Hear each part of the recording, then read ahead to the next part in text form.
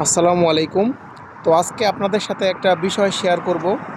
সেটা হলো মিডল ইস্টে অর্থাৎ মধ্যপ্রাচ্যে যে কয়টি দেশই আছে না কেন, কিংবা আপনি বলতে পারেন যে উন্নত কান্ট্রিগুলা, তারা কিন্তু তাদের বৈদ্যুতিক যে লাইনগুলা তা মানে মাটির নিচ দিয়ে নিয়ে থাকে, একদম মাটির নিচ দিয়ে নিয়ে, এবং মানে অনেক দূরে দূরে কিন্তু এরকম একটা মিটার বক্স তারা প্রতিস্থাপন করে থাকে।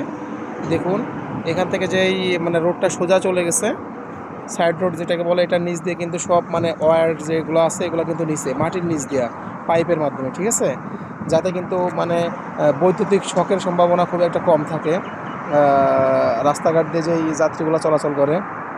শুধু এইখানেই না, এমনকি যে মেন রোডগুলো আছে, যদি মেন রোডের সাইডগুলোতে আপনাদেরকে দেখাই, এই যে কর্নারের যে সাইডগুলো আছে এটার নিচ দিয়েও কিন্তু বৈদ্যুতিক তারগুলো নিচে, যাতে কিন্তু মানে দুর্ঘটনা ঘটার সম্ভাবনা খুবই কম থাকে। এটা কিন্তু খুবই ভালো একটা বিষয়।